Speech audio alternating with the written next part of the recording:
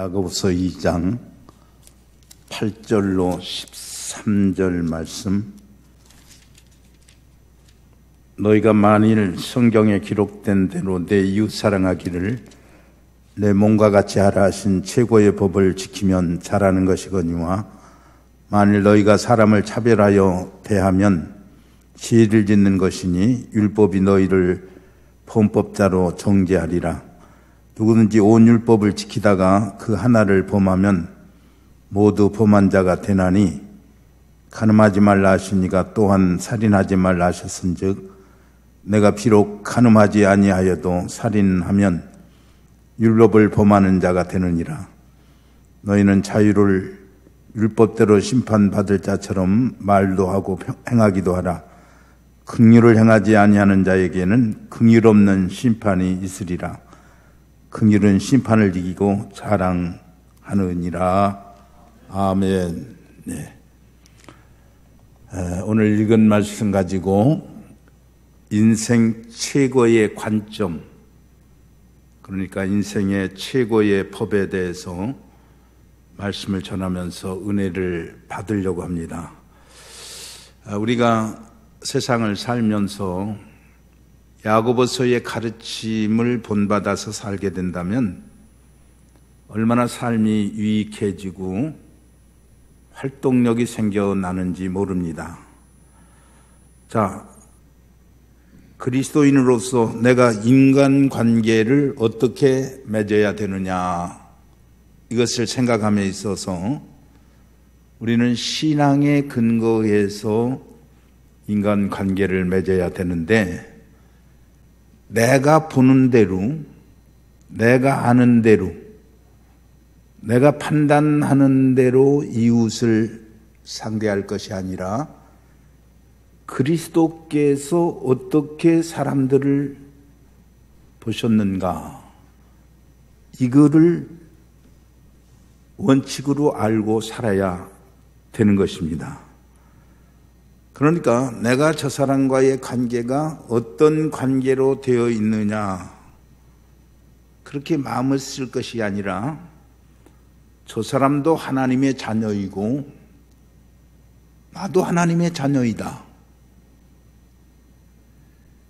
저도 나처럼 예수님으로 말미암아 구원을 받은 사람이고 예수님께서 돌아가실 때는 나만 아니라 저 사람을 위해서도 돌아가시게 된 것이다. 십자가를 지시게 된 것이다. 이 점을 잊지 말아야 되는 것입니다. 그리고 우리가 더 깊이 생각해야 되는 것은 저 사람도 하나님의 형상을 따라 지음을 받은 사람이고 나도 하나님의 형상을 따라 지음을 받은 사람이다. 그래서 그 사람이 벙어리이든 장님이든 건강하든 병들었든 상관하지 말아야 되는 거예요. 가난하고 부하고 간에 그것을 따지지 말아야 된다는 말입니다. 인간적으로 어떻게 보였든 간에 외모로 판단할 것이 아니라 오직 그 속에 들어있는 하나님의 형상을 볼 것이다. 특별히 교회에서는 그러한 것입니다. 내가 장로냐 집사냐 권사냐 새 교인이냐 이런 것도 상관하지 않습니다. 굳이 우리가 편이 생겨나게 된다고 한다면 새롭게 신앙생활하려고 하는 사람, 믿고 마음 잡아서 살려고 하는 사람 편에 우리가 선다는 것이 인간적으로 또 신앙적으로 그것이 유익한 것이지, 차별한다고 하는 것은 그리스도의 법이 아니기 때문에 차별할 수 없다는 말이에요. 왜 그렇습니까? 나만 하나님의 기업을 누리는 것이 아니라 저 사람도 하나님의 기업을 같이 누릴 사람들이기 때문에 예수 그리스도 안에서 한 형제가 되어 있기 때문에 그러한 거예요. 이 이치는 그러니까 사람을 구별하지 않아야 된다는 말이에요. 죄라고 하는 것을 중죄와 경죄로 구분하기보다는 죄는 죄일 뿐이다 하는 생각을 가져야 되는 것입니다. 그런데 초대교회는 이렇게 나누었어요. 알고 지은 죄는 중죄이고 모르고 지은 죄는 경죄이고 행동으로 지은 죄는 중죄고 말로 지은 죄는 경죄이다라는 식으로 이렇게 구분을 하게 되었다는 말입니다. 그런데 우리 개신교에서는 그것을 구분두지 않는 거예요. 우리가 죄를 논함에 있어서 어떤 착각을 가지느냐 하면은 우리가 구원받는 것이 하나님의 긍휼과 십자가의 은혜로 구원받는 것이지 죄가 가볍고 무거운 그 중량에 따라서 구원받는다고 하는 생각을 가지는 것은 이 세상적인 개념을 가지고 살아가는 거예요. 행동으로 지은 죄와 마음으로 지은 죄가 똑같다는 얘기는 아니지만은 마음으로 지은 죄는 죄가 아니다. 이건 경한 거니까 죄 속에 함께 이거를 취급할 수 없다라고 이렇게 말할 수 있는 것이 아니다 하는 말이에요.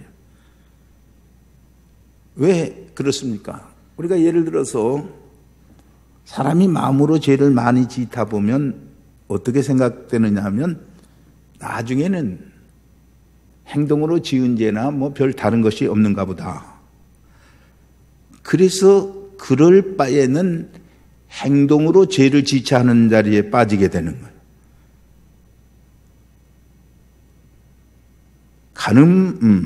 음란한 마음, 음욕을 품는 것이 죄라고 했는데 왜 그랬느냐면 그런 생각 속에 있다 보면은 결국은 내가 빠지기 때문에 그렇다는 말. 마음으로 지은 죄와 행동으로 지은 죄가 똑같지는 않지만은 마음으로 지은 죄도 분명한 죄라고 성경은 말하고 있는 것입니다. 그래서 교회를 이제 섬기면서 신앙생활하는 사람들에게 차별하지 말아야 될 것에 대해서 오늘 본문은 엄히 정지하고 있고 내 이웃을 내 몸과 같이 사랑하라.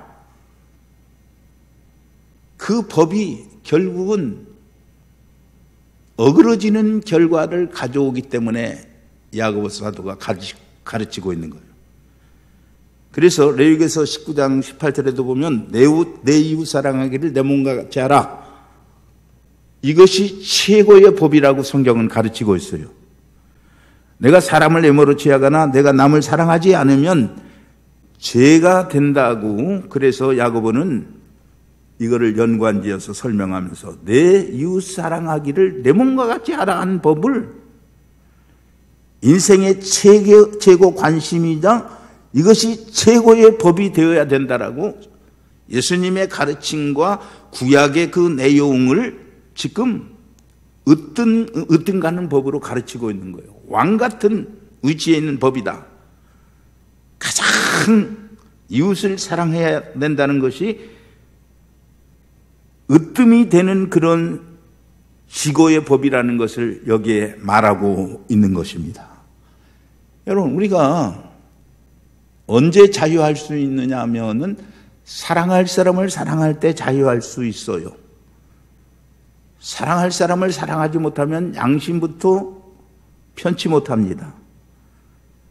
사랑할 사람을 사랑하지 않고 미워하고 살기 때문에 그 마음이 썩어 들어가고 그 마음이 황폐해지고 교회가 교회다운 모습을 가지지 못하는 거예요. 여러분, 사랑의 법을 능가하는 법이 어디 있습니까? 사랑을 정죄하는 법이 없습니다. 왕 되신 하나님과 그리스도께로부터 주어진 이 사랑의 법이 이 최고의 법이라는 것을 우리는 알아야 된다는. 십계명도 그렇지 않습니까? 내 앞에 다른 신을 두지 말라. 우상을 섬기지 말라. 안식일을 지키라. 여호와 이름을 망령되이 일컫지 말라. 안식일을 지키라. 뭐 부모 공경하라. 살인하지 말라. 간인하지 말라. 도둑질하지 말라. 이웃을 위에서 망령된 말을 하지 말고 거짓 증거하지 말라는 이런 내용이 전체적으로 보면은 결국은 내가 사랑해야 할 사람을 사랑하지 못하는 결과를 가져오기 때문에 그렇게 살아서는 안 된다고 가르치고 있는 것입니다. 그래서 우리가 율법도 보면은 우리를 제재하기 위해서 이 법을 준 것이 아니라 우리에게 생명을 주고 구원을 주시려고 평안을 주시려고 이 최고의 법을 주셨다는 것을 우리는 알아야 되는 거예요. 여러분, 높은 자리에 있을 때 저 밑에 있는 사람을 보고 당신은 나와 같은 사람이요, 하나님께서 동등하게 창조한 사람이요라고 이렇게 말을 하면 얼마나 좋겠습니까?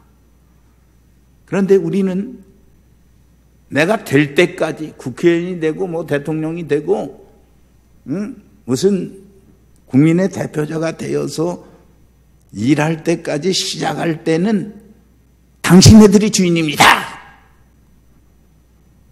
당신 때문에 내가 있습니다. 그렇게 해놓고 딱 되고 나면 나는 당신하고 나는 다르다라고 이렇게 생각합니다. 여러분, 큰 집에 산다고 해서 인간이 높은 게 아니에요. 작은 집에 산다고 적은 게 아니에요. 큰 빌딩을 지어서 이름을 냈다고 해서 그 사람이 큰 게 아니란 말이에요. 사람은 사람다워야 사람인데, 내가 아플 때 저도 아프고 저가 아플 때 내가 아프고, 그것이 사랑이 되는 거예요. 저 사람의 생각이 내 생각과 같아야 사랑이 된다는 말이에요. 그 다음에 세 번째로, 율법의 어느 하나를 범해도 죄인이 된다 하는 야고보 사도의 가르침입니다. 여러분, 예수를 믿고 나서 우리가 설교도 듣고 조금 선한 일도 하면서 범하기 쉬운 죄가 뭐냐면 불순종의 죄이에요. 그래서 본문 10절에 뭐라고 말을 했느냐면, 온 율법을 지키다가 그 하나에 거치게 되면 모든 범한 자가 되느니라. 모두 범한 자가 되느니라. 아주 중요한 말을 하고 있는 거예요. 이거는 무엇을 말하느냐 하면 공로소를 부인하는 거예요. 우리 예수 믿는 사람이 가장 잘못하면 내가 무슨 교회 봉사자라고 출석자라고 수고 많이 해서 이 공로로 구원받는 줄 아는 자기 의에 빠지기가 쉬운 거예요. 어떤 사람이 죄를 4가지 지었어요. 그런데 의로운 일은 5가지 행했습니다. 그러니까 의로운 일 5가지에다가 내가 불의한 것 4가지 행했으니까 4가지를 빼면 하나가 죄진 것보다 많으니까 의로운 일을 했으니까 내가 하나님 앞에 구원받지 않겠느냐, 그런 생각을 가지는 거예요. 사실 이런 생각을 가졌기 때문에 젊었을 때 죄를 많이 졌으면 내가 늙어서라도 선하게 살면 하나님께서 그 벌충을 면하게 하지 않겠느냐, 벌충이 되지 않겠는가, 그렇게 이제 생각하는데 이것이 공로소리다 하는 말입니다. 이건 망상이라고 우리가 단정해야 되는 것입니다. 그래서 오늘 본문 12절에 보면 너희는 자유의 율법대로 심판을 받을 자처럼 말도 하고 행하기도 하라. 이건 무슨 얘기냐면 우리가 율법 안내에서 자유를 누릴 수 있어야 된다는 거예요. 이 율법을 주신 것은 얽매이기 위해서 준 것이 본래의 목적이 아니다 하는 말입니다. 지금 교통신호 얘기했지만 교통신호가 귀찮아요, 귀찮지 않아요? 예? 귀찮죠? 그런데 교통신호가 없어버리라고, 없어보자고. 어떻게 생기겠어요? 사고 나고 더 막혀요. 여기 신호등 하나만 끊어져도 막힌다고. 그러니까 율법이 까다롭고 불편하지만은 그것을 나를 속박하기 위해서 준 것이 아니고 교통신호가 원활히 다니고 사고 안 나게 하듯이 하나님의 이 율법은 우리가 편안히 살도록 그렇게 법을 지킬 수 있도록 이 법을 지키는 사람에게 자유를 하기 위해서 주셨다는 말이에요. 그래서 우리가 알아야 될 것은 우리가 이 율법을 지키는 데 있어서 형벌적인 생각에서 이 율법을 지키면 이건 그리스도인이 아니라는 말이에요. 너는 죄를 얼마 지었느냐 안 지었느냐 그걸 나누어 놓고 생각하면 안 되는 거예요. 물론 하나님의 자녀답게 아름답게 살아야 되겠지만은 우리가 지키는 율법은 결코 형벌적인 것이고 그것 때문에 구원받고 안 받는 것 되는 것이 아니다는 말이에요. 천국은 믿음에 의해서 가게 되어 있어요. 그러니 천국에 갈 수 있는 것을 걱정하지 말고 나는 가기로 돼 있는 사람이니까 천국 백성으로서 내가 오늘을 어떻게 하나님의 말씀대로 살 것인가를 가지고 살아야 되는 건데 그것을 따져서는 안 된다는 말이에요. 예를 들어서 가정의 진정한 식구라고 한다면 오늘 내가 잘하고 못한 것 때문에 가족원이 되고 안 되는 거 아니에요. 그렇지 않습니까? 내가 오늘 회사에서 여러 가지 이제 일을 그르쳤으니까 내가 집에 들어가도 우리 가족들이 나를 가족원으로 선대하지 않을 거야 하고 들어오는 사람이 어디가 있어요. 그러나 그건 있어요. 공부를 잘하고 가족원으로 사는 자녀들을 보면 사랑으로 어여쁨으로 그를 이제 사랑하지만은 공부 안 하고 여러 가지 사고를 저지러도 가족원으로 사랑하되 아픈 마음으로 사랑하는 거예요. 하나님께서도 마찬가지예요. 우리가 뭐 죄짓고 뭔 거 그것 때문에 구원받고 안 받는 건 아니고 다만 우리가 사랑받고 하나님의 넉넉한 상급을 얻기 위해서 경주자로서 승리를 해야 된다는 말입니다.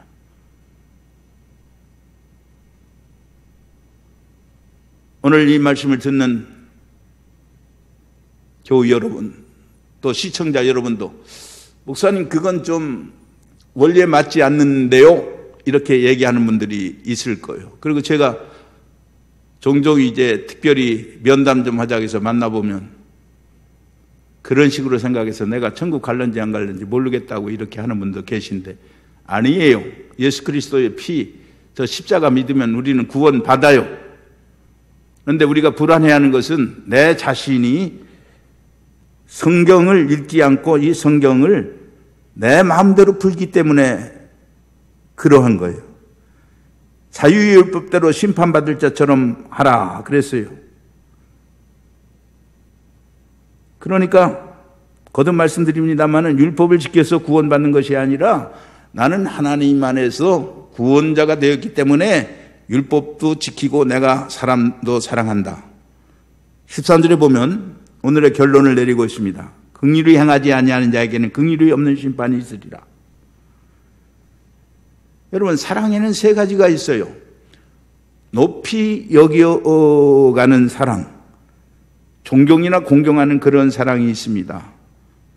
나보다 높여 사랑하는 사람이 있고 그 다음에는 대등한 사랑, 동등한 위치에서 사랑하는, 이걸 우리는 프렌드십이라 그렇게 말하는데 이렇게 연인이나 친구 사이에서 수평적 사랑하는 사랑이 있고 나보다 못한 사람을 위에서 밑으로 사랑하는 어머니가 자식을 사랑하는 그런 사랑이 있는데 이것은 긍휼적 사랑입니다. 하향적 사랑이지만은 실은즉 사랑 가운데서 가장 온전한 사랑이 예수님이 우리를 사랑하는 사랑이고 부모가 자식을 하향적으로 사랑하는 이 사랑이라는 말이에요. 특별히 하늘에 계신 너의 아버지의 온전하신 같이 너희도 온전하라. 그렇게 이제 말씀을 하셨는데, 하늘에 계신 아버지는 선한 자의 밭에도 비를 주시고 악한 자의 밭에도 비를 내려주십니다. 그래서 하늘의 아버지께서 이렇게 베푸는 것처럼 베풀어야 된다는 말이에요. 내가 볼 때 동생이 말 안 들어도 아버지가 볼 때는 사랑하는 자식이 되는 거예요. 그래서 아버지의 마음으로 동생을 사랑해야 되는 것입니다. 하나님을 보아서 사랑하고 예수님을 보아서 사랑하는 거예요.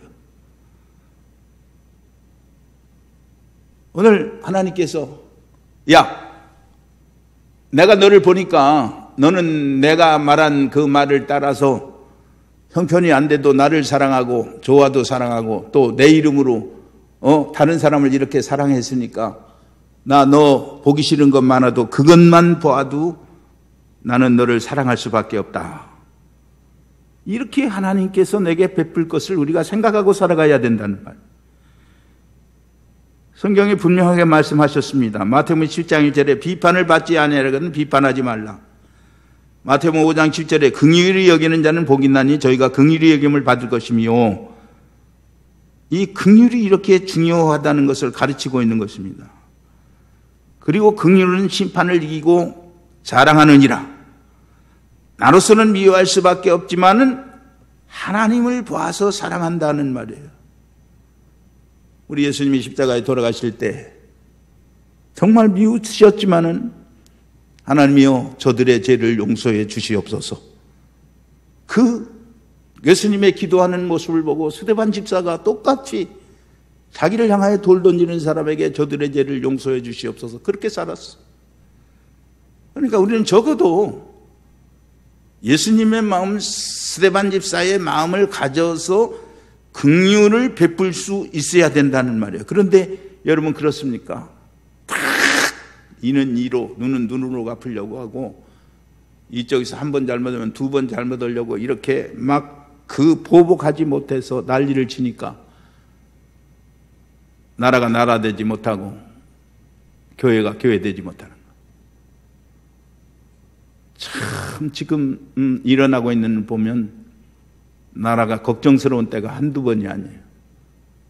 적폐청산은 해야 되지만은 그것이 정말 나라를 위해서, 정말 상대를 위해서, 그 사람의 잘못을 위해서인가, 내가 나를 자랑하고 보존하기 위해서인가, 우리 심각히 생각해야 되는 거예요. 전혀 그럴 수 없는 사람들은 용서하고 무슨 영웅으로 모시는데, 우리가 용서해야 될 사람들은 용서하지 못하는 그런 배단을 범하지 않는가 돌아봐야 되는 것입니다. 긍휼을 베풀어야 됩니다. 긍휼은 모든 심판을 이깁니다. 사랑할 가치가 없는 사람을 하나님의 마음으로 사랑해야 됩니다. 그리하면 절대 사랑에 의한 역사가 일어나게 되어 있는 것입니다. 이제 끝을 맺습니다. 하나님 앞에 이 세상에 어떤 법이 최고의 법인가, 예수 믿는 사람은 늘 생각해서 내 이웃을 내 몸과 같이 사랑하라는 이 법이 간단하면서도 이것을 지키는 것이 최고의 법을 지키는 자라는 것을 마음에 둘 수 있기를 바랍니다.